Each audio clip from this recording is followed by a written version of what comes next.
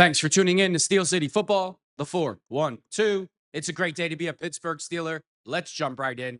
I promise this is going to be the last time I talk about this, but 2 days ago I had to make an apology because in the beginning I was absolutely ripping the Pittsburgh Steelers and Art Rooney for not changing their travel schedule going to Ireland. I felt that the team should have got there earlier.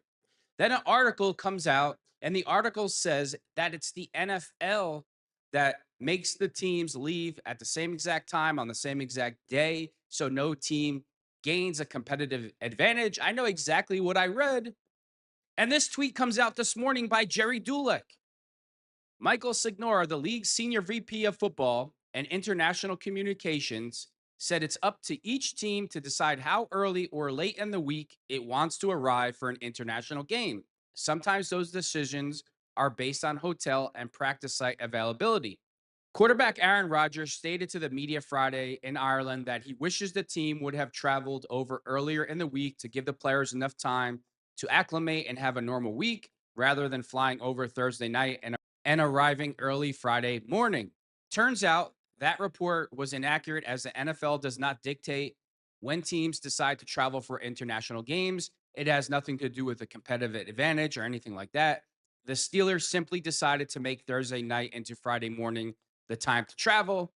Now they'll have a Friday practice on the grounds of Carton House, where they are staying in Dublin, and will presumably have a walkthrough session Saturday as well to gear up for Sunday's kickoff at Croke Park at 9:30 a.m. Eastern Time. So what did we just learn? We learned that Art Rooney and the Pittsburgh Steelers organization and Coach Tomlin, they never change. And they already been warned by the players, Cam Hayward, that their last international travel, the way things were done, it affected the players negatively.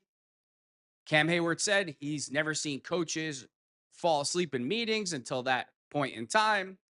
He said the team absolutely crapped the bed. And the Pittsburgh Steelers, who are already not playing well, they decide to leave things the same exact way. And what do you think the result is going to be Sunday morning? I've been saying it all along. I made a video 6 months ago talking about this trip in the summertime, saying this trip is going to be an absolute disaster for the Pittsburgh Steelers because it is. And that's my prediction. And Aaron Rodgers, he just came out and said it. I wish we would have got here a week earlier. It's pretty much as soon as the last game ended, the team should have been on a plane to get acclimated. He already sees what's going on. He already sees the lag. He already sees the lack of intensity. And it's only going to get worse Sunday morning. You mark my words. So when I say the Steelers are just doing the same old things under Coach Tomlin, that's what we're doing. And this whole thing of there seems to be a back and forth between Pittsburgh Steelers insiders and guys who follow the team and make YouTube videos. One side, like me, is saying it's the same old thing with Tomlin, and it absolutely is. And the other side is saying it's not the same old thing. They're disguising blitzes. They're doing a lot of things different in the coverages and blah, blah, blah. The Pittsburgh Steelers are only blitzing 1% more than they did from last year. TJ Watt so far has lined up on the same side of the field like 97% of the time. Nothing's changed, and nothing is going to change at all. And we hear the same old excuses from the defensive side of the ball. Cam Hayward came out a week ago and said, guys just weren't paying attention to their assignments. Nothing's changed, and nothing is going to change until we get a new coach. And hopefully that new coach is John Chucky Gruden, so he can energize the fan base, bring back the pride and tradition of the black and gold, and hold everybody accountable. And when players decide not pay attention to their assignments, they'll be on the bench, and then the next step is to get rid of them. And that's what should happen. I was watching some All-22 film last night, and Keanu Benton, he cannot take on double teams at all. I saw a couple, I didn't watch too much of it, but the couple plays that I did watch, Keanu Benton gets absolutely folded to like one knee. It's bad. And you know who standed out on that tape a few times? And again, I didn't watch too many plays, but Y.A. Black taking on double teams, outside containment for on the outside shoulder of the tackle, being responsible for outside containment and doing his job and collapsing the pocket. A man that's 350 pounds. You don't think that he should be the nose guard and just be head up on a center and A center is usually a smaller man than an offensive tackle. We could all agree on that. They're usually not as tall and not as heavy. They might be a little bit more nimble on their feet, but Y.A. Black would absolutely crush and destroy and anchor the middle of the field for the Pittsburgh Steelers. He would anchor in. You should see Y.A. Black come off the ball, and his first initial point of contact is like devastating. It looks like the offensive tackle gets electrocuted on the field. That's how devastating his initial punch is. And you don't see that from anybody else on the line. Cam Hayward's punch is there. Cam Hayward is always getting pressure into the backfield. But you have to see this on tape. The jolt, like I don't see anybody else on the defensive line that puts that much force into the offensive lineman. And then Jabril Peppers, I'm telling you, he looked really good on tape. Really good. He needs to be the starter. It's not even close. Again, I didn't watch 100 plays. I probably watched 15, 20 defensive plays. And Y.A. Black and Jabril Peppers really stood out. Now, this is what I really wanted to talk about today. Where have all the unselfish players gone for the Pittsburgh Steelers? Do they even make human beings like this anymore? Do they even make humans like Aaron Smith anymore? Never mind football players. But when the Pittsburgh Steelers drafted players who were about the team, putting the team first and not themselves, we won championships. And this is all you hear from Cam Hayward all the time. The defensive side of the ball, we just wanted to make plays so guys weren't doing their assignments. You think Aaron Smith ever said that? You think Brett Kiesel ever said that? You think Casey Hampton ever said that? No. They did their job, and they did their job to win. So Max Starks, he gives Aaron Smith the best compliment you could ever give a football player. He says Aaron Smith would have been J.J. Watt before J.J. Watt if he hadn't played for the Steelers. And we all know why, because in that original 3-4 defense, the defensive ends and the nose guard, their job was to take on double teams to allow the linebackers to run free and make plays. And that's what Aaron Smith did unselfishly. And not only did he do that great, he was also a great pass rusher out of that position when he wasn't even expected to get sacks. And I'm talking about the mentality here. I'm talking about the desire to put the team first and not yourself. And that's all we ever hear from the Pittsburgh Steelers, especially the defensive side of the ball. We were just thirsty and we weren't paying attention to assignments and we made it all about ourselves because I wanted to make a play. I wanted to do this. I wanted an interception. It's not about you. It's about the team. And that's why we're losing. And Coach Tomlin, he is in charge of drafting players. He has the final say on all decisions with the Pittsburgh Steelers. And Coach Tomlin has the final decision who's going to start and who's not going to play. And when you put players on the field who make it all about them instead of the team, and you lose, and you don't hold those players accountable, you get 10 years without a playoff win. That's what you get. And that's why I keep saying that things are not going to change with Coach Tomlin as the coach, because his mental approach is not going to change. He's not going to make guys be accountable for their actions. And we keep seeing it over and over again. Max Starks went on to say Aaron Smith was the heartbeat of our defense. Starks said Wednesday on the Off the Ball podcast. When you think about all the success that we had in those early 2000s, that guy, Aaron Smith, was a central and key reason why we were successful. One of the best 3-4 defensive ends you ever seen in the league.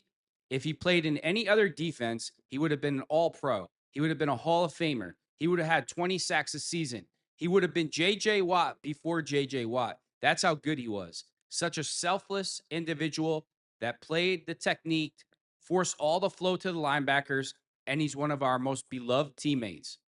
Smith was with the Steelers from 1999 to 2011, making his lone Pro Bowl appearance in 2004. He put together a superb career, recording 44 sacks and 84 tackles for a loss. His season high for sacks in a season was 8, which he did twice. The defensive linemen were mainly asked to clog their gaps and stop the run during that era.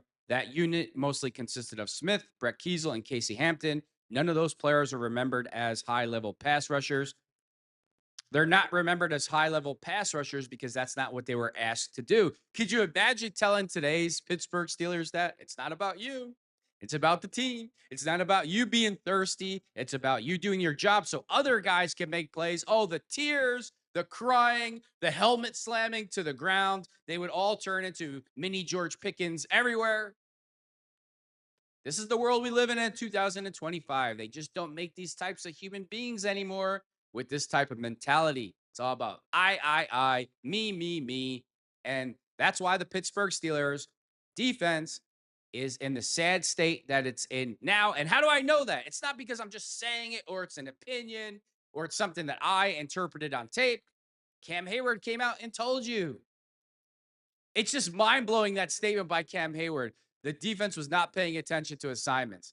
Really put that into perspective. What we're talking about here. You're a football player making millions of dollars. You're paid to fit into a scheme and do your job based off a scheme and assignments. And you just say to yourself, you know what? I'm not paying attention to that. I'm going to do it my way. Coach Tomlin has no clue what he's talking about. Neither does Terrell Austin. So you know what? F it. It's all about me. It's my way or the highway. And you wonder why the Pittsburgh Steelers have the issues that we do. Last night, I was thinking to myself, I was watching some of the all 22 film. Why don't the Pittsburgh Steelers take more shots down the field to DK Metcalf? And it just hit me like a ton of bricks. Well, Broderick Jones can't block anybody, so he's a liability. And Aaron Rodgers is probably like, I don't want my season to end, so I got to get rid of this football. But if you notice, a majority of Aaron Rodgers' snaps, a lot of them come from under the center.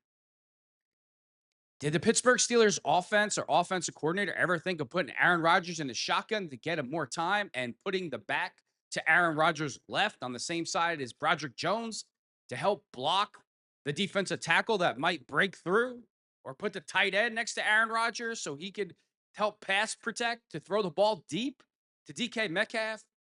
Because we can't just keep doing screen passes and short little passes and hoping that DK Metcalf breaks a long run the entire season. And I love DK Metcalf. You know, I love his attitude. He knows that this is going on. He knows why it's going on. And unlike George Pickens, do you see any over the top dramatics, acting like a little woman, slamming his helmet on the ground and flipping out? No.